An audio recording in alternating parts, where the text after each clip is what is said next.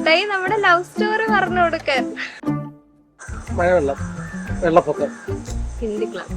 ഒരു ഹിന്ദി ക്ലാസ് അത് ഓഫീസിൽ നിന്ന് 4 പേരുണ്ടായിരുന്നു.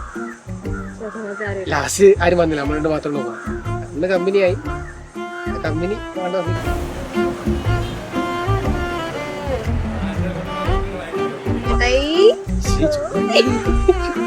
വിതുര ശാസ്താംകാവ് തോട്ടത്തിൽ ഹൗസിൽ രാജൻ സുനിതകുമാരി ദമ്പതികളുടെ മകൻ ചന്തുവും കരകുളം പഴയാറ്റിൻകര വീട്ടിൽ സജിത ദമ്പതികളുടെ മകൾ രേഷ്മ സജിയുമായിട്ടുള്ള വിവാഹ നിശ്ചയവും മോതിരം മാറലുമാണ് ഇന്നിവിടെ നടന്നത്.